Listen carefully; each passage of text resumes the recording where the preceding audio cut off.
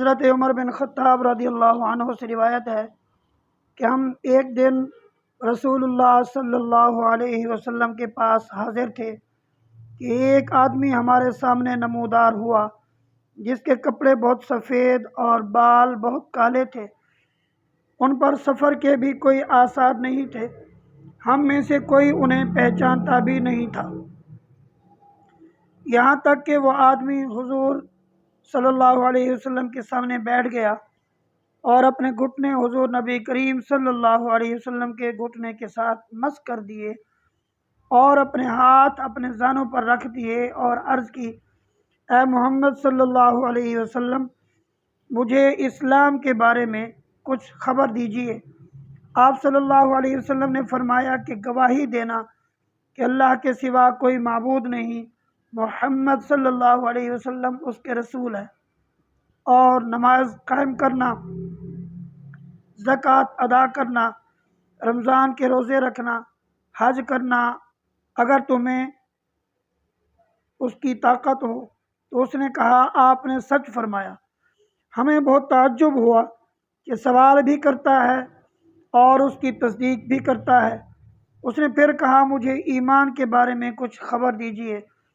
آپ صلی اللہ علیہ وسلم نے فرمایا، اللہ اور اس کے فرشتوں، اس کی کتابوں، اس کے رسولوں اور یوم آخرت پر ایمان لانا اور ہر اچھی اور بری تقدیر پر ایمان لانا۔ اس نے پھر کہا، آپ نے سچ فرمایا۔ اس نے عرض کی، مجھے احسان کے بارے میں خبر دیں۔ فرمایا، اللہ کی اس طرح عبادت کرو کہ گویا تم اسے دیکھ رہے ہو، اور اگر یہ نہ کر سکو تو یہ خیال ضرور کر لو کہ وہ تمہیں دیکھ رہا ہے۔ اس نے عرض کی، قیامت کے بارے میں خبر دیجیے۔ فرمایا، مسئول سائل سے زیادہ نہیں جانتا۔ عرض کی، قیامت کی کچھ نشانیاں ہی بتا دیں۔ فرمایا، لونڈی اپنے مالک کو جنے گی اور تو دیکھے گا کہ ننگے پاؤں ننگے بدن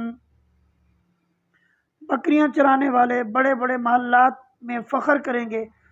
راوی کہتے ہیں کہ وہ سائل چلا گیا تو حضور نبی کریم صلی اللہ علیہ وسلم نے مجھ سے فرمایا، اے عمر، کیا تو جانتا ہے کہ یہ سائل کون تھا؟ میں نے عرض کیا، اللہ اور اس کا رسول بہتر جانتے ہیں۔ فرمایا، جبریل تھے جو تمہیں تمہارا دین سکھانے آئے تھے، فرشتہ بشر کی شکل میں۔ یہ حضرت جبرائیل علیہ السلام تھے جو خود نوری ہیں لیکن بشری شکل اختیار کر کے آئے تھے۔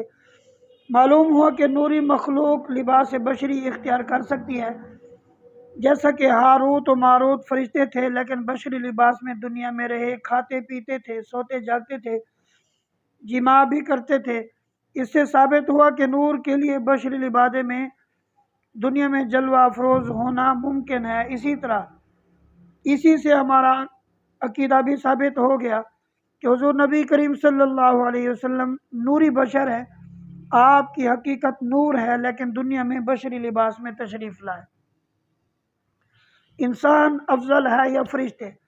اس بارے میں علماء کرام نے اس کی ترتیب اس طرح بیان فرمائی ہے، تمام رسول اور انبیاء، فرشتوں کے رسل یعنی جبریل، اسرافیل، عزرائیل اور میکائیل علیہ السلام اور دیگر فرشتوں سے افضل ہیں، اور رسل فرشتے عام نیک انسانوں سے افضل ہیں، عام نیک انسان عام فرشتوں سے افضل ہیں، اور عام فرشتے کافروں، فاسقوں اور فاجروں سے افضل ہیں۔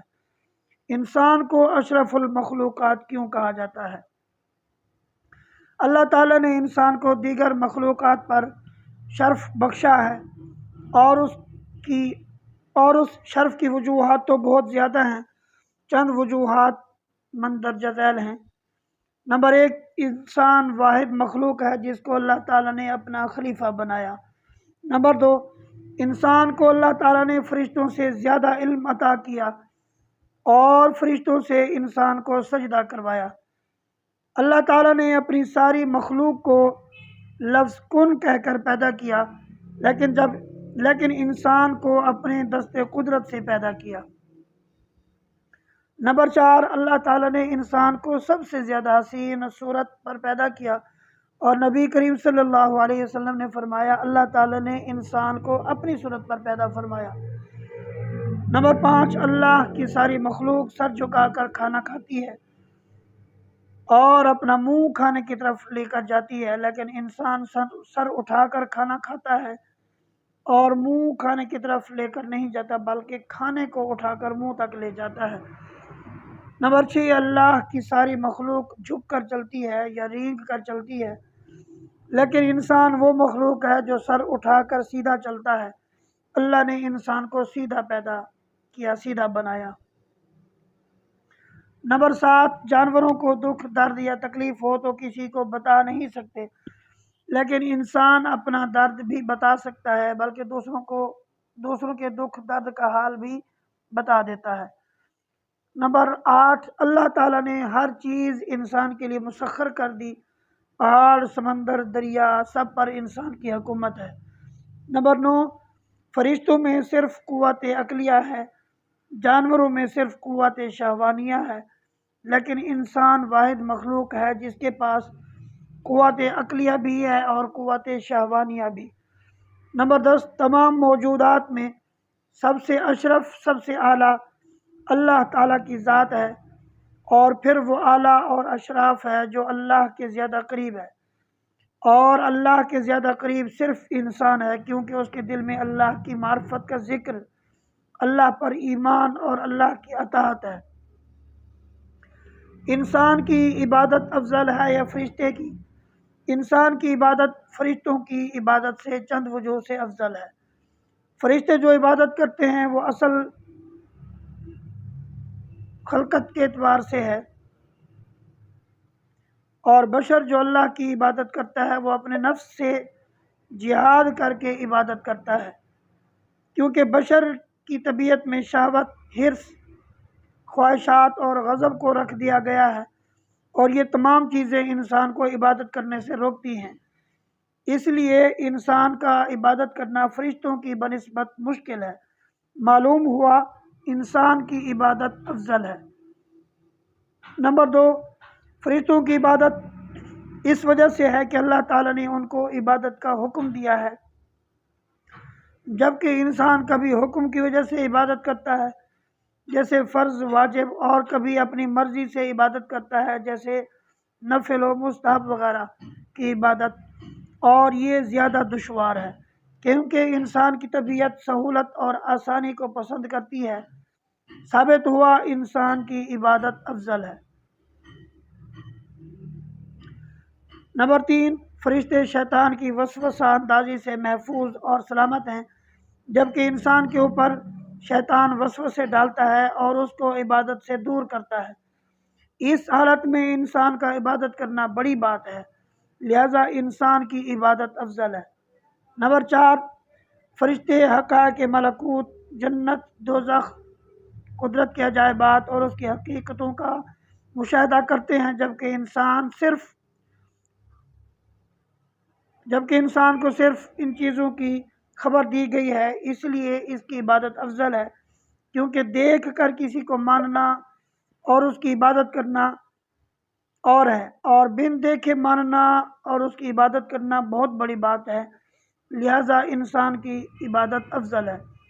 نمبر 5، فرشتوں کے اندر اللہ تعالیٰ نے بھوک پیاس نہیں رکھی اور نہ انہیں روزی کمانے کا مکلف کیا ہے، اس لیے ان کی عبادت آسان ہے، جبکہ انسان کو بھوک پیاس اور روزی کمانے کا مکلف کیا گیا ہے، اور ان دنیاوی جنجال کے باوجود وہ عبادت بھی کرتا ہے جو کہ بہت مشکل ہے، اس لیے انسان کی عبادت افضل ہے۔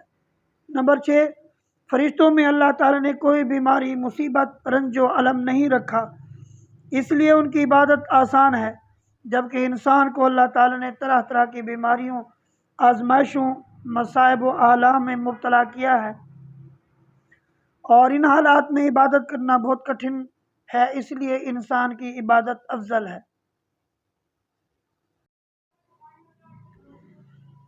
نمبر 7، فرشتوں پر اللہ تعالیٰ نے کسی کی کفالت کی ذمہ داری نہیں ڈالی، اس لیے ان کی عبادت آسان ہے، جبکہ انسان کو اپنے ماں باپ، بیوی بچوں اور دیگر لوگوں کی کفالت کا ذمہ دار ٹھہرایا گیا ہے، اور اس کے باوجود وہ عبادت کرتا ہے، اس لیے ثابت ہوا کہ انسان کی عبادت فرشتوں کی عبادت سے افضل ہے۔ ملائکہ پر ایمان لانے کا مطلب، ملائکہ پر ایمان لانے کا مطلب یہ ہے کہ یہ عقیدہ رکھنا کہ یہ اللہ تعالیٰ کی ایک ایسی مخلوق ہے جو لطیف اور نورانی اجسام رکھتی ہے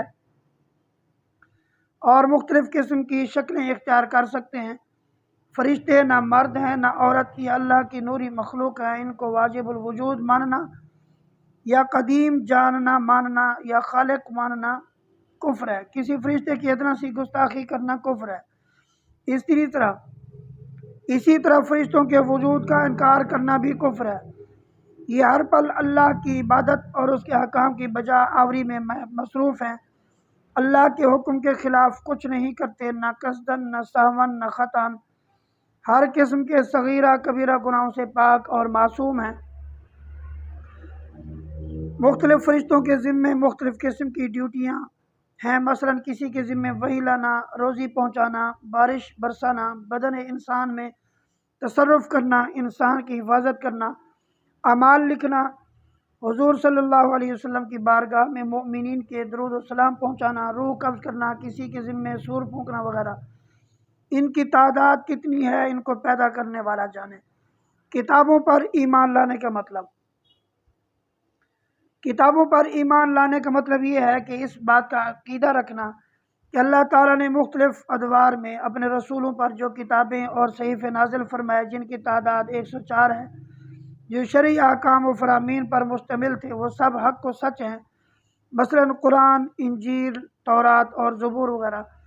رسولوں پر ایمان لانے کا مطلب، رسولوں پر ایمان لانے کا مطلب یہ ہے کہ اللہ تعالیٰ نے مختلف ادوار میں لوگوں کی اصلاح و رہنمائی کے لیے رسل و انبیاء مبعوث فرمایا، جنہوں نے لوگوں کو ہدایت کی راہ دکھائی۔ ہر نبی یا رسول کسی خاص قوم یا قبیلے کی طرف مبعوث ہوتا رہا، لیکن ہمارے نبی حضرت محمد صلی اللہ علیہ وآلہ وسلم پوری انسانیت بلکہ تمام دنیا اور پوری کائنات کے لیے رسول بنا کر بھیجے گئے۔ آپ افضل الانبیاء، خاتم الانبیاء اور امام الانبیاء ہیں، اور قیامت تک اب آپ کی شریعت اور احکام کا سکہ چلتا رہے گا، حتیٰ کہ جب حضرت عیسیٰ علیہ السلام کا نزول ہوگا تو وہ بھی آپ صلی اللہ علیہ وسلم کی شریعت کو جاری و ساری اور نافذ کریں گے۔ انبیاء اور رسول سب بشر اور مرد ہیں، کوئی عورت یا جن نبی نہیں ہو سکتا۔ نبوت کسبی نہیں کہ آدمی ریاضت و عبادت سے حاصل کر سکے، بلکہ یہ عطا الہی ہے، جسے چاہتا ہے اپنے فضل سے دیتا ہے، اور اسی کو دیتا ہے جسے اس منصب عظیم کے قابل سمجھتا ہے۔ قیامت پر ایمان لانے کا مطلب، وہ دن کہ جس میں مخلوق کے اعمال کا حساب و کتاب ہوگا، اور اطاعت گزاروں کو نجات کا پروانہ اور نافرمانوں کو عذاب کا پروانہ عطا کیا جائے گا، قیامت کہلاتا ہے۔ قیامت قائم کرنے کا مقصد یہ ہے کہ ہم اس دنیا میں دیکھتے رہتے ہیں کہ بعض لوگ ظلم کرتے کرتے مر جاتے ہیں اور ان کے ظلم پر ان کو کوئی سزا نہیں ملتی، اور بعض لوگ ظلم سہتے سہتے مر جاتے ہیں اور ان کو ان کی مظلومیت پر کوئی جزا نہیں ملتی۔ اگر اس جہان کے بعد کوئی جہان نہ ہو تو ظالم سزا کے بغیر اور مظلوم جزا کے بغیر رہ جائے گا، اور یہ چیز اللہ تعالیٰ کی حکمت کے خلاف ہے۔ اس لیے یہ ضروری ہے کہ اس عالم کے بعد کوئی اور عالم ہو جس میں ظالم کو سزا دی جائے اور مظلوم کو جزا۔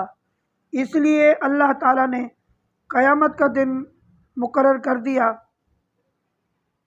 قیامت کا ایک دن مقرر کر دیا، اس پر ایمان اور اس کے حق ہونے کا عقیدہ رکھنا بہت ضروری ہے اور ضروریات دین میں سے ہے۔ تقدیر کی تعریف اور اقسام۔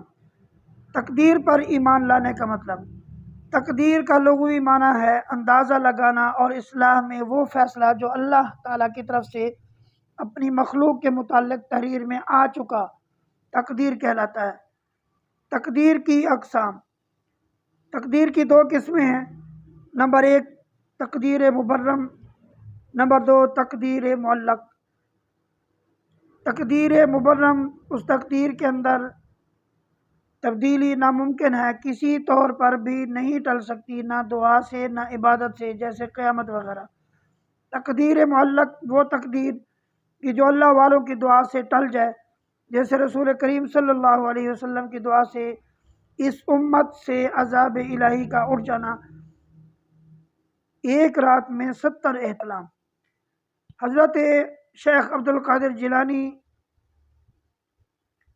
رضی اللہ تعالیٰ عنہ کے پاس ایک مرید حاضر ہوا اور عرض کی، حضرت کل دن آپ کی بیعت کر کے گھر گیا،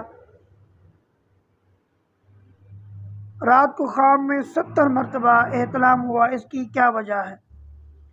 آپ نے فرمایا، تیرے مرید ہونے کے بعد میں نے اللہ کی اذن سے لوح محفوظ پر دیکھا تو تیرے نامہ اعمال میں 70 عورتوں کے ساتھ زنا لکھا ہوا تھا۔ میری دعا سے اللہ تعالی نے اس زنا کو 70 احتلام میں بدل دیا۔ تقدیر کی حقیقت۔ دنیا کی کوئی چیز ایک اتفاقی حادثہ نہیں ہے، بلکہ ہر چیز کو ایک منصوبے کے تحت بنایا گیا ہے۔ اللہ تعالیٰ کو ہر چیز کے بنانے سے پہلے اس کا کامل علم تھا۔ اس علم کے مطابق اس کو ایک مقررہ وقت پر ایک خاص شکل و صورت میں بنایا گیا، اس کو ایک خاص حد تک نشو و نما دی گئی، ایک خاص وقت تک اس کو باقی رکھا گیا، اور اس کی مدت پوری ہونے کے بعد اس کو ختم کر دیا گیا۔ اسی طرح اپنا وقت پورا ہونے کے بعد یہ دنیا بھی ختم کر دی جائے گی۔ یہی ہر چیز کی اور پوری دنیا کی تقدیر ہے۔ یاد رہے کہ یہ تحریر اس لیے نہ تھی کہ رب کو بھول جانے کا خطرہ تھا، بلکہ اس کی منشا فرشتوں اور بعض محبوبوں کو اس پر مطلع کرنا تھا۔ یعنی لوح محفوظ پر کام اور انجام دونوں لکھے ہوئے ہیں کہ فلاں نیکیاں کرے گا تو جنت میں جائے گا، فلاں کفر کرے گا اس لیے جہنم میں جائے گا۔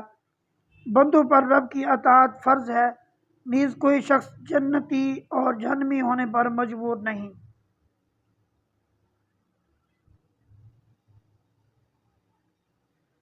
تقدیر پر ایمان رکھنے کا حکم، اور ہر چیز کا خالق اللہ اور کاسب انسان ہے۔ تقدیر پر ایمان رکھنا ضروریات دین میں سے ہے۔ تقدیر کا منکر کافر ہے۔ حضرت عبداللہ ابن عمر قسم کھا کر فرماتے ہیں کہ اگر تقدیر کا منکر پہاڑ جتنا سونا بھی خیرات کر دے تو وہ تقدیر پر ایمان لائے بغیر قبول نہیں ہوگا۔ اہل سنت کا عقیدہ یہ ہے کہ انسان کے افعال کا خالق اللہ تعالی ہے اور کاسب خود انسان ہے۔ انسان کسب یعنی اختیار کرتا ہے اور اللہ خلق یعنی پیدا کرتا ہے۔ اللہ تعالیٰ نے نیکی پر جزا اور برائی پر سزا دینے کا نظام قائم کیا اور جنت اور جہنم کو بنایا۔ اس لیے یہ ضروری تھا کہ انسان کے لیے قصداً اور اختیار کو تسلیم کیا جائے۔ انسان کے لیے قصد یعنی ارادہ اور اختیار کو تسلیم کیا جائے، کیونکہ اگر انسان کو نیکی اور بدی، اچھائی اور برائی پر اختیار نہ ہو تو رسولوں کو بھیجنے اور جزا و سزا کے نظام کا کوئی معنی نہیں ہے۔ جب ہمارا گناہ لکھ دیا گیا تو پھر سزا کیوں؟ تقدیر کی وجہ سے انسان پتھر کی طرح مجبور نہیں ہو گیا، ورنہ قاتل پھانسی نہ پاتا اور چور کے ہاتھ نہ کٹتے، کیونکہ رب تعالیٰ کے علم میں آ چکا کہ فلاں اپنے اختیار سے یہ حرکت کرے گا، اس لیے اس سے لکھ دیا۔ اس لکھ دینے سے انسان مجبور نہیں ہوا۔ کتے کو پتھر مارو تو کتا تمہیں کاٹتا ہے، نہ کہ پتھر کو، حالانکہ لگتا پتھر ہے، کیونکہ وہ جانتا ہے کہ پتھر غیر مختار ہے، مارنے والا مختار ہے۔ اگر ہم اپنے کو پتھر کی طرح مجبور سمجھیں تو جانور سے زیادہ بے وقوف ہیں۔ دعائیں، دوائیں، ہماری تدبیریں اور اختیارات سب تقدیر میں داخل ہیں۔ یاد رہے، بندے کے دل کا رجحان برائیوں کی طرف ہوتا ہے، جس سے وہ اپنی خوشی اور اختیار سے بدکاریاں کرتا ہے، لہذا بندہ خلق میں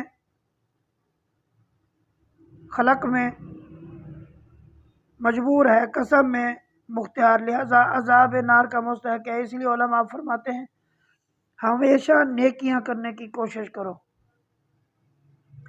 احسان کے بارے میں سوال و جواب۔ احسان کے متعدد معنی ہیں، یہاں احسان سے مراد اخلاص ہے، یعنی ہر ظاہری اور باطنی عبادت میں اخلاص ایک ایسا حسین جذبہ ہے جو بندے کو اللہ کا قرب عطا کر دیتا ہے اور بندہ ہر چیز سے بے نیاز ہو کر صرف اپنے رب کا ہو کر رہ جاتا ہے، اور یہ کمال صرف اخلاص سے ہی حاصل ہو سکتا ہے۔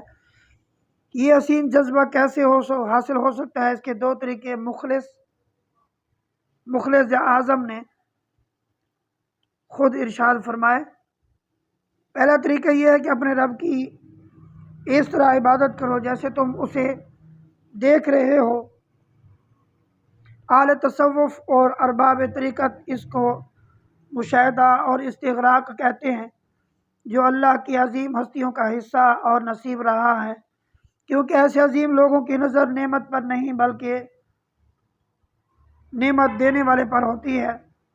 اسی طرح جب کوئی ان پر مصیبت آتی ہے تو ان کی مصیبت پر نہیں بلکہ مصیبت دینے والے پر ہوتی ہے، اور جو استغراق کی اس کیفیت کو پہنچ جاتے ہیں تو ان کی حالت یہ ہوتی ہے کہ ایک مرتبہ امام اعظم رحمۃ اللہ تعالی علیہ مسجد میں جماعت کے ساتھ نماز ادا فرما رہے تھے کہ اچانک چھت سے ایک بہت بڑا سانپ گر پڑا۔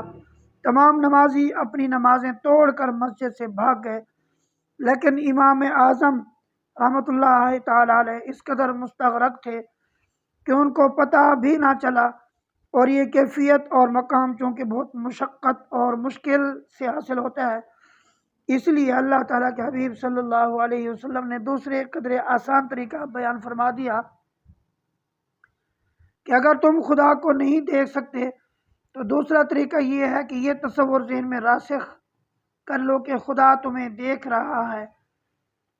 اس دوسرے طریقے سے کیا فائدہ ہوگا اور اس سے اخلاص کیسے حاصل ہو سکتا ہے، اس کو اس مثال سے بخوبی سمجھا جا سکتا ہے۔ مثلا جب کوئی غلام اپنے مالک کے سامنے کوئی خدمت بجا لاتا ہے تو اس وقت وہ اپنے کام کو کتنی توجہ اور اخلاص سے بجا لائے گا، اس کا احساس آپ خود کر سکتے ہیں، کیونکہ وہ جانتا ہے کہ مالک اس کو دیکھ رہا ہے، اور اگر اس نے کام میں کوئی سستی یا غلطی کی تو وہ اپنے مالک کی نظروں سے گر جائے گا، لہٰذا مالک کے سامنے اس کی غلطی کا چانس بہت کم ہوگا۔ اور اس کے برعکس اگر مالک غیر موجود ہو تو اس وقت ملازم کے کام کرنے کی کیفیت اور اس کے کام کرنے کا وہ جذبہ اسے حاصل نہیں ہوگا جو موجودگی میں حاصل ہوتا ہے۔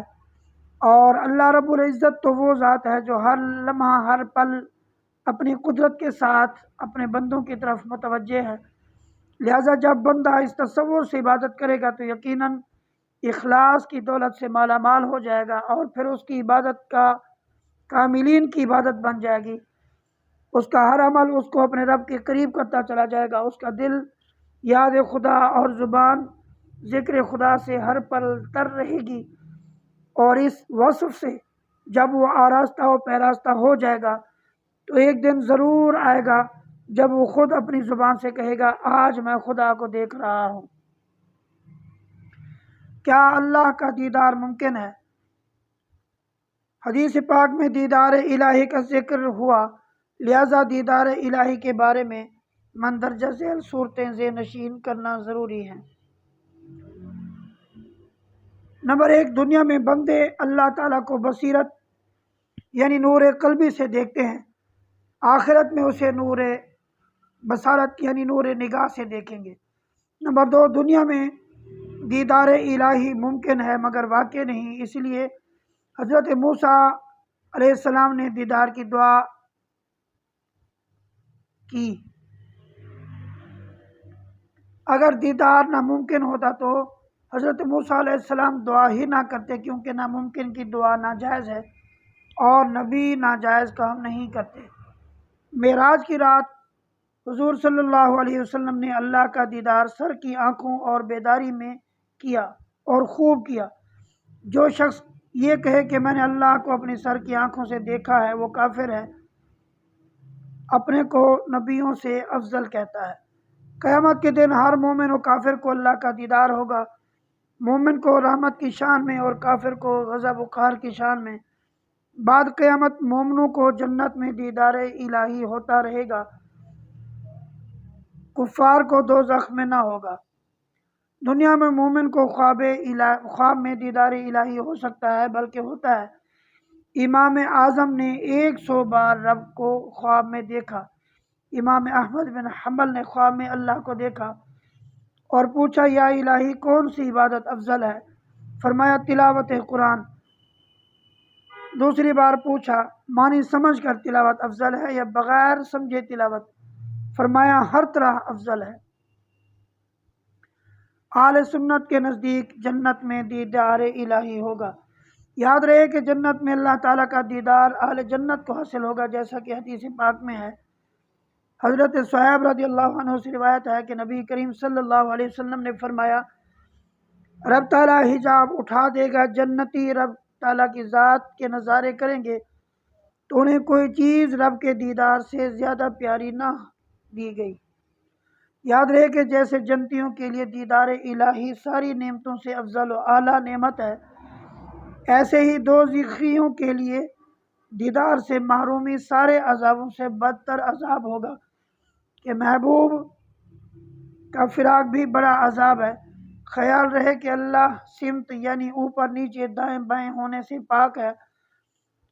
اس کا اوپر تجلی فرمانا ایسا ہوگا جیسے موسیٰ علیہ السلام کو کوہ طور سے تجلی فرمانا، وادی سینا میں درخت پر سے کلام فرمانا کہ طور اور درخت نہ تو اللہ تعالیٰ کی تجلی گاہ تھے نہ اس کا امکان۔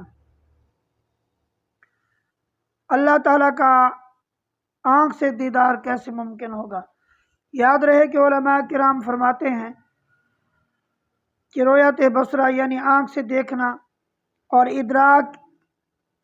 ادراک بصر یعنی آنکھ سے احاطہ کرنا، اس میں فرق ہے۔ آنکھ کا دیکھنا اور ہے، آنکھ کا پانا یعنی اس کا احاطہ کرنا گھیرنا کچھ اور۔ ہم سمندر زمین آسمان کو دیکھتے تو ہیں مگر ان کا احاطہ نہیں کر سکتے، یہ چیزیں اتنی لمبی چوڑی ہیں کہ ہماری آنکھ ان کو دیکھ تو لیتی ہے لیکن احاطہ نہیں کر سکتی یعنی گھیر نہیں سکتی۔ حضور صلی اللہ علیہ وسلم کی آنکھ نے رب کا دیدار کیا، اس کا احاطہ نہیں کیا۔ جتنا مومن رب تعالیٰ کا دیدار کریں گے اس کا احاطہ نہیں کریں گے۔ دیدار الہی حسب مراتب ہوگا، نیز دیدار الہی کسی عمل کے عوض ہوگا۔ یاد رہے کہ جنتیوں کو رب کا دیدار حسب مراتب ہوگا، کسی کو ہفتے میں 1 بار، کسی کو روزانہ، کسی کو 2 بار، کسی کو ہر وقت، جیسے دنیا میں بعض لوگ ہر وقت عشق الہی میں محو رہتے ہیں۔ یہ روزانہ دیدار الہی سے مزے لیں گے، اور بعض جنتی کبھی کبھی غرض دنیا میں جس کی جتنی توجہ اللہ ہوگی جنت میں اتنا دیدار نصیب ہوگا۔ بزرگ فرماتے ہیں یاد رہے کہ جنت کی ساری نعمتیں نیک اعمال کا عوض ہوں گی، خواہ اپنے اعمال کا یا کسی کے طفیل جنت میں گیا، مگر دیدار الہی کسی عمل کے عوض نہ ہوگا، خالصتاً عطا ذوالجلال ہوگا۔ لونڈی اپنے مالک کو جنے گی، اس کا مطلب یہ کہ اولاد اتنی نافرمان ہوگی کہ بیویوں کی محبت میں اپنے والدین کے ساتھ غلاموں والا سلوک کرے گی۔ ماں نے تو بیٹا جنا تھا لیکن یہی بیٹا ماں باپ کو غلام بنا لے گا، یعنی بڑا ہو کر اپنے ماں باپ سے غلاموں سے بدتر سلوک کرے گا۔ ماں باپ کی اہمیت اور ان کی بات اور رائے کی اہمیت کو کالے کپڑے میں لپیٹ کر منہ پر مار دے گا۔ جب ماں باپ کو ناقابل برداشت بوجھ سمجھے گا تو اولڈ ایج روم میں جا کر پھینک دے گا۔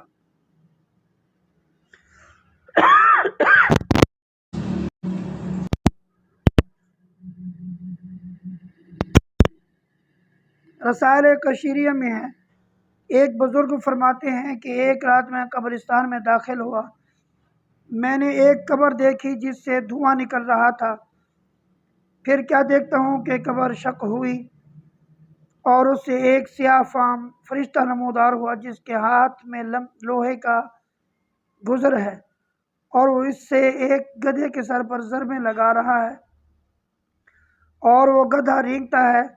پھر وہ گدھا آگ کی زنجیروں میں جکڑا ہوا قبر سے باہر آ گیا۔ عذاب کے فرشتے نے اس کو قبر میں دھکیل دیا اور خود بھی اس کے پیچھے قبر میں داخل ہو گیا اور قبر بند ہو گئی۔ مجھے بہت بڑا تعجب ہوا اور میں سوچ میں پڑ گیا۔ پھر ایک عورت سے میری ملاقات ہوئی، میں نے اس سے اس واقعے کے متعلق اس سے دریافت کیا تو اس نے بتایا یہ شخص زنا کرتا اور شراب پیتا تھا۔ اس کی ماں جب اسے سمجھاتی تو یہ اس سے جھگڑا کرتا اور کہتا گدھے کی طرح چیختی رہو۔ جب یہ مر گیا تو اللہ تبارک و تعالی نے قبر میں اسے گدھا بنا دیا اور اب ہر رات عذاب کا فرشتہ اسے قبر سے نکالتا ہے اور مارتے ہوئے کہتا ہے اے گدھے رینگ، یعنی گدھے کی طرح چیخ، پھر اسے زنجیروں سے گھسیٹتے ہوئے قبر میں دھکیل دیتا ہے اور قبر بدستور بند ہو جاتی ہے۔ آگ کے انگارے اور ماں کو مارنے کی سزا۔ نبی کریم صلی اللہ علیہ وسلم نے فرمایا جس نے اپنے والدین کو گالی دی اس کے سر پر جہنم میں اس قدر آگ کے انگارے برسیں گے جس قدر آسمان سے زمین پر بارش کے قطرے برستے ہیں۔ موجودہ زمانے کا واقعہ ہے کہ ایک نوجوان کے گردے فیل ہو گئے، ہسپتال میں داخل کر دیا گیا، حالت نہایت خراب تھی، روح نکلنے کا عمل جاری تھا، اس کے منہ اور ناک سے انتہائی دردناک چیخیں نکل رہی تھیں، چہرہ نیلا ہو جاتا اور آنکھیں باہر ابل پڑتی تھیں۔ اس کیفیت میں 2 دن گزر گئے۔ دل ہلا دینے والی چیخوں نے اتنا خوفناک منظر پیش کیا کہ وہاں کے مریض خوف سے بھاگنے لگے، لہٰذا اسے وارڈ سے دور ایک کمرے میں منتقل کر دیا گیا۔ اس کے باپ نے ڈاکٹر سے کہا اسے زہر کا ٹیکہ لگا دو تاکہ یہ مر جائے، ہم سے اس کی حالت دیکھی نہیں جاتی۔ جب پوچھا گیا کہ اس کی یہ عجیب و غریب حالت کیوں ہے، باپ بیزاری کے ساتھ بول اٹھا یہ شخص اپنی بیوی کو خوش کرنے کے لیے ماں کو مارتا تھا،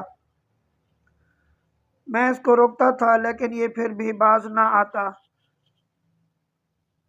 اب اس کو اسی کی سزا مل رہی ہے۔ 3 دن کی تکالیف میں مبتلا رہنے کے بعد اس نے دم توڑ دیا۔ چرواہے صاحب اقتدار بن جائیں گے۔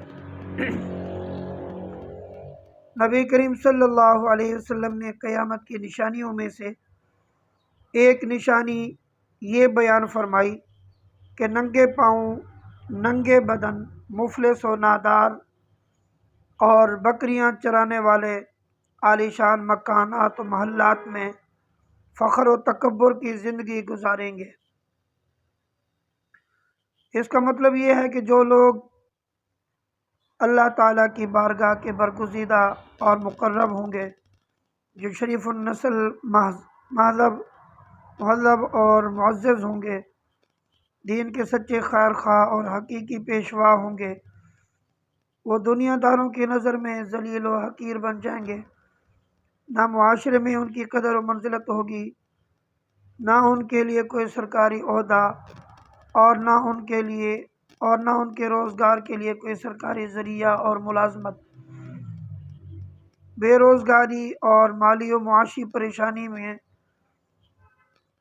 اس طرح گرفتار ہوں گے کہ دنیا والوں میں ان کی قدر و قیمت ختم ہو جائے گی، نہ ان کا کوئی اثر و رسوخ ہوگا، نہ ان کی باتوں اور فیصلوں کی کوئی حیثیت، جبکہ ان کے مقابلے میں جو اللہ کی بارگاہ کے ناپسندیدہ اور دین و مذہب سے عاری اور اللہ اور رسول صلی اللہ علیہ وسلم کی احکامات کے باغی ہوں گے،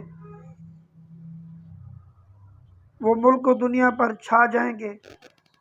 جو غیر منصفانہ ظالمانہ طریقے سے سیاست اور مملکت کے حاکم بن جائیں گے، دغا، فریب، دھاندلی کے ذریعے حکومت و طاقت حاصل کریں گے اور کرپشن، رشوت، سود اور لوٹ مار کے ذریعے سے مال بنائیں گے، یہ مالدار اور عوام نادار ہوتے چلے جائیں گے۔ حضور صلی اللہ علیہ وسلم نے قیامت کی علامات بتا دی، لیکن اس کا سن نہ بتایا۔ کیوں؟ حدیث میں مذکور ہے کہ نبی کریم صلی اللہ علیہ وسلم نے قیامت کی علامات کا ذکر کیا، لیکن قیامت کا سن نہیں بتایا، کیونکہ اس کو لوگوں سے مخفی رکھنا ضروری تھا، اور اس سوال کے جواب کو ٹالنے کے لیے آپ صلی اللہ علیہ وسلم نے اتنا فرمایا کہ میں سائل سے زیادہ نہیں جانتا۔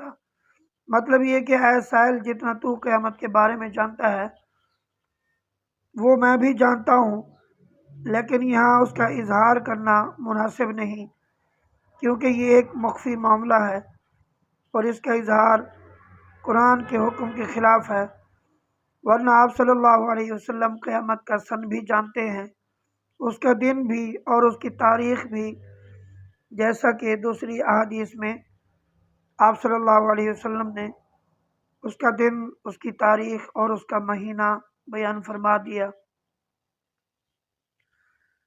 قیامت کی تعریف اور قیامت قائم کرنے کا مقصد وہ دن کہ جس میں مخلوق کے اعمال کا حساب و کتاب ہوگا اور اطاعت گزاروں کو نجات کا پروانہ اور نافرمانوں کو عذاب کا پروانہ عطا کیا جائے گا، قیامت کہلاتا ہے۔ ہم اس دنیا میں دیکھتے رہتے ہیں کہ بعض لوگ ظلم کرتے کرتے مر جاتے ہیں اور ان کے ظلم پر ان کو کوئی سزا نہیں ملتی، اور بعض لوگ ظلم سہتے سہتے مر جاتے ہیں اور ان کو ان کی مظلومیت پر کوئی جزا نہیں ملتی۔ اگر اس جہان کے بعد کوئی جہان نہ ہو تو ظالم سزا کے بغیر اور مظلوم جزا کے بغیر رہ جائے گا، اور یہ چیز اللہ تعالیٰ کی حکمت کے خلاف ہے۔ اس لیے یہ ضروری ہے کہ اس عالم کے بعد کوئی اور عالم ہو جس میں ظالم کو سزا دی جائے اور مظلوم کو جزا۔ سزا اور جزا کے لیے دنیا ختم کرنا کیوں ضروری ہے؟ یاد رکھیں کہ جزا اور سزا کے نظام کو برپا کرنے کے لیے یہ ضروری ہے کہ اس عالم کو بالکل ختم کر دیا جائے، کیونکہ جزا اور سزا اس وقت جاری ہو سکتی ہے جب بندوں کے اعمال ختم ہو جائیں، اور جب تک تمام انسان اور یہ کائنات ختم نہ ہو جائیں لوگوں کے اعمال کا سلسلہ ختم نہیں ہوگا۔ مثلا قابیل نے قتل کرنے کا طریقہ ایجاد کیا، اب اس کے بعد جتنے قتل ہوں گے ان کے قتل کے جرم سے قابیل کے نامہ اعمال میں گناہ لکھا جاتا رہے گا، اس لیے جب تک قتل کا سلسلہ ختم نہیں ہو جاتا قابیل کا نامہ اعمال مکمل نہیں ہوگا۔ اسی طرح حابیل نے ظالم سے بدلہ نہ لینے کی رسم ایجاد کی، اب اس کے بعد جو شخص بھی یہ نیکی کرے گا اس کی نیکی میں سے حابیل کے نامہ اعمال میں نیکی لکھی جاتی رہے گی، اس لیے جب تک اس نیکی کا سلسلہ ختم نہیں ہو جاتا حابیل کا نامہ اعمال مکمل نہیں ہوگا۔ اسی طرح ایک شخص مسجد یا کنواں بنا کر مر جاتا ہے تو جب تک اس مسجد میں نماز پڑھی جاتی رہے گی، جب تک اس کنویں سے پانی پیا جاتا رہے گا اس شخص کے نامہ اعمال میں نیکیاں لکھی جاتی رہیں گی، اور کوئی شخص بت خانہ یا شراب خانہ بنا کر مر گیا تو جب تک وہاں بت پرستی یا شراب نوشی ہوتی رہے گی اس کے نامہ اعمال میں برائیاں لکھی جاتی رہیں گی۔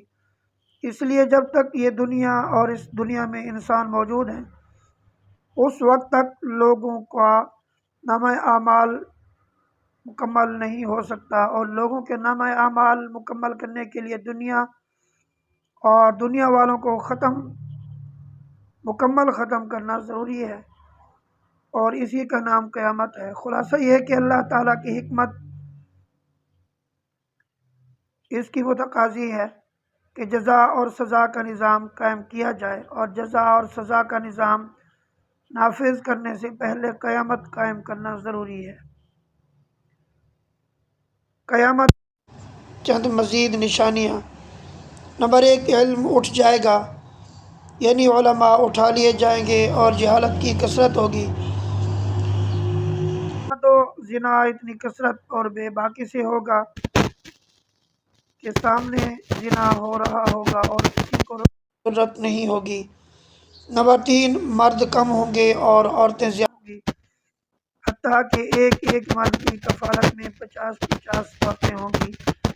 نمبر 4، دین پر قائم رہنا اتنا مشکل ہو جائے گا کہ جیسے انگارہ ہاتھ میں رکھنا مشکل ہے، یہاں تک کہ ایک درد مند آدمی قبرستان میں جا کر تمنا کرے گا کہ کاش میں اس قبر میں ہوتا۔ نمبر 5، وقت میں برکت اس طرح ختم ہو جائے گی کہ سال مہینے کی مثل، مہینہ ہفتوں کی مثل، اور ہفتہ دنوں کی مثل ہو جائے گا۔ نمبر 6، زکوٰۃ دینا اتنا مشکل ہوگا کہ لوگ اس کو تاوان سمجھیں گے۔ نمبر 7، مرد بیوی کا غلام ہوگا اور والدین اولاد کے غلام ہوں گے۔ نمبر 8، گانے باجے اور موسیقی کا عروج ہوگا۔ نمبر 9، دجال کا ظہور ہوگا جس کے ساتھ یہود کی فوج ہوگی۔ اس کی ایک طرف اس کی جنت ہوگی جو کہ حقیقتاً جہنم ہوگی، اور ایک طرف جہنم ہوگی جو حقیقت میں جنت ہوگی۔ جو اس کا کلمہ پڑھے گا اسے اپنی جنت میں، اور جو انکار کرے گا اسے اپنے جہنم میں ڈالے گا، پوری دنیا کا چکر لگائے گا۔ نمبر 10، ملک شام کی جامع مسجد دمشق میں حضرت عیسیٰ علیہ السلام کا نزول ہوگا اور وہ دجال کو قتل کریں گے۔ ان کے دور میں عدل و انصاف ہوگا، وہ 40 سال رہیں گے۔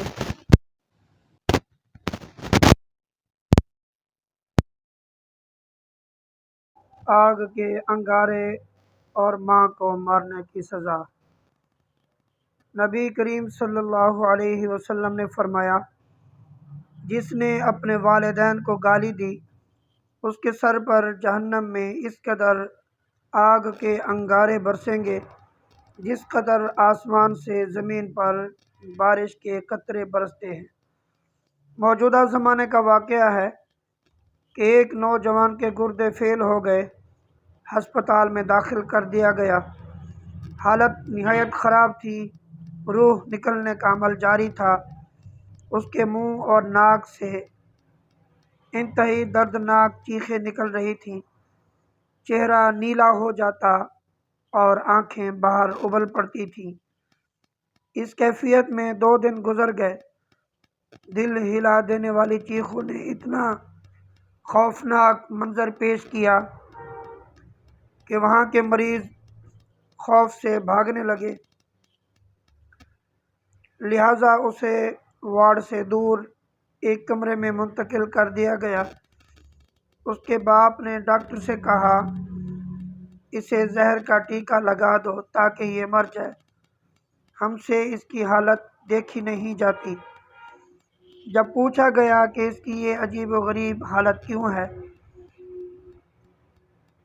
باپ بیزاری کے ساتھ بول اٹھا، یہ شخص اپنی بیوی کو خوش کرنے کے لیے ماں کو مارتا تھا، میں اس کو روکتا تھا لیکن یہ پھر بھی باز نہ آتا، اب اس کو اسی کی سزا مل رہی ہے۔ 3 دن کی تکالیف میں مبتلا رہنے کے بعد اس نے دم توڑ دیا۔ چرواہے صاحب اقتدار بن جائیں گے۔ نبی کریم صلی اللہ علیہ وسلم نے قیامت کی نشانیوں میں سے ایک نشانی یہ بیان فرمائی کہ ننگے پاؤں، ننگے بدن، مفلس و نادار اور بکریاں چرانے والے عالیشان مکانات و محلات میں فخر و تکبر کی زندگی گزاریں گے۔ اس کا مطلب یہ ہے کہ جو لوگ اللہ تعالیٰ کی بارگاہ کے برگزیدہ اور مقرب ہوں گے، جو شریف النسل، مہذب اور معزز ہوں گے، دین کے سچے خیر خواہ اور حقیقی پیشوا ہوں گے، وہ دنیا داروں کی نظر میں ذلیل و حقیر بن جائیں گے۔ نہ معاشرے میں ان کی قدر و منزلت ہوگی، نہ ان کے لیے کوئی سرکاری عہدہ، اور نہ ان کے روزگار کے لیے کوئی سرکاری ذریعہ اور ملازمت۔ بے روزگاری اور مالی و معاشی پریشانی میں اس طرح گرفتار ہوں گے کہ دنیا والوں میں ان کی قدر و قیمت ختم ہو جائے گی، نہ ان کا کوئی اثر و رسوخ ہوگا، نہ ان کی باتوں اور فیصلوں کی کوئی حیثیت، جبکہ ان کے مقابلے میں جو اللہ کی بارگاہ کے ناپسندیدہ اور دین و مذہب سے عاری اور اللہ اور رسول صلی اللہ علیہ وسلم کے احکامات کے باغی ہوں گے، وہ ملک و دنیا پر چھا جائیں گے۔ جو غیر منصفانہ، ظالمانہ طریقے سے سیاست اور مملکت کے حاکم بن جائیں گے، دغا، فریب، دھاندلی کے ذریعے حکومت و طاقت حاصل کریں گے، اور کرپشن، رشوت، سود اور لوٹ مار کے ذریعے سے مال بنائیں گے، یہ مالدار اور عوام نادار ہوتے چلے جائیں گے۔ حضور صلی اللہ علیہ وسلم نے قیامت کی علامات بتا دی، لیکن اس کا سن نہ بتایا۔ کیوں؟ حدیث میں مذکور ہے کہ نبی کریم صلی اللہ علیہ وسلم نے قیامت کی علامات کا ذکر کیا، لیکن قیامت کا سن نہیں بتایا، کیونکہ اس کو لوگوں سے مخفی رکھنا ضروری تھا، اور اس سوال کے جواب کو ٹالنے کے لیے آپ صلی اللہ علیہ وسلم نے اتنا فرمایا کہ میں سائل سے زیادہ نہیں جانتا۔ مطلب یہ کہ اے سائل، جتنا تو قیامت کے بارے میں جانتا ہے وہ میں بھی جانتا ہوں، لیکن یہاں اس کا اظہار کرنا مناسب نہیں، کیونکہ یہ ایک مخفی معاملہ ہے اور اس کا اظہار قرآن کے حکم کے خلاف ہے، ورنہ آپ صلی اللہ علیہ وسلم قیامت کا سن بھی جانتے ہیں، اس کا دن بھی اور اس کی تاریخ بھی، جیسا کہ دوسری احادیث میں آپ صلی اللہ علیہ وسلم نے اس کا دن، اس کی تاریخ اور اس کا مہینہ بیان فرما دیا۔ قیامت کی تعریف اور قیامت قائم کرنے کا مقصد وہ دن کہ جس میں مخلوق کے اعمال کا حساب و کتاب ہوگا، اور اطاعت گزاروں کو نجات کا پروانہ اور نافرمانوں کو عذاب کا پروانہ عطا کیا جائے گا، قیامت کہلاتا ہے۔ ہم اس دنیا میں دیکھتے رہتے ہیں کہ بعض لوگ ظلم کرتے کرتے مر جاتے ہیں، اور ان کے ظلم پر ان کو کوئی سزا نہیں ملتی، اور بعض لوگ ظلم سہتے سہتے مر جاتے ہیں اور ان کو ان کی مظلومیت پر کوئی جزا نہیں ملتی۔ اگر اس جہان کے بعد کوئی جہان نہ ہو تو ظالم سزا کے بغیر اور مظلوم جزا کے بغیر رہ جائے گا، اور یہ چیز اللہ تعالیٰ کی حکمت کے خلاف ہے۔ اس لیے یہ ضروری ہے کہ اس عالم کے بعد کوئی اور عالم ہو جس میں ظالم کو سزا دی جائے اور مظلوم کو جزا۔ سزا اور جزا کے لیے دنیا ختم کرنا کیوں ضروری ہے؟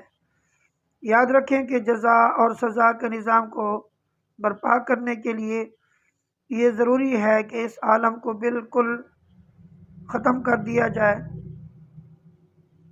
کیونکہ جزا اور سزا اس وقت جاری ہو سکتی ہے جب بندوں کے اعمال ختم ہو جائیں، اور جب تک تمام انسان اور یہ کائنات ختم نہ ہو جائیں لوگوں کے اعمال کا سلسلہ ختم نہیں ہوگا۔ مثلاً قتل کرنے کا طریقہ ایجاد کیا۔ اب اس کے بعد جتنے قتل ہوں گے ان کے قتل کے جرم سے قابیل کے نامہ اعمال میں گناہ لکھا جاتا رہے گا۔ اس لیے جب تک قتل کا سلسلہ ختم نہیں ہو جاتا قابیل کا نامہ اعمال مکمل نہیں ہوگا۔ اسی طرح حابیل نے ظالم سے بدلہ نہ لینے کی رسم ایجاد کی۔ اب اس کے بعد جو شخص بھی یہ نیکی کرے گا اس کی نیکی میں سے حابیل کے نامہ اعمال میں نیکی لکھی جاتی رہے گی۔ اس لیے جب تک اس نیکی کا سلسلہ ختم نہیں ہو جاتا حابیل کا نامہ اعمال مکمل نہیں ہوگا۔ اسی طرح ایک شخص مسجد یا کنواں بنا کر مر جاتا ہے تو جب تک اس مسجد میں نماز پڑھی جاتی رہے گی، جب تک اس کنویں سے پانی پیا جاتا رہے گا، اس شخص کے نامہ اعمال میں نیکیاں لکھی جاتی رہیں گی۔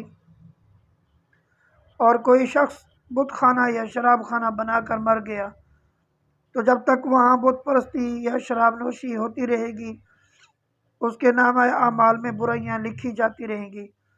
اس لیے جب تک یہ دنیا اور اس دنیا میں انسان موجود ہیں اس وقت تک لوگوں کا نامہ اعمال مکمل نہیں ہو سکتا، اور لوگوں کے نامہ اعمال مکمل کرنے کے لیے دنیا اور دنیا والوں کو مکمل ختم کرنا ضروری ہے، اور اسی کا نام قیامت ہے۔ خلاصہ یہ ہے کہ اللہ تعالیٰ کی حکمت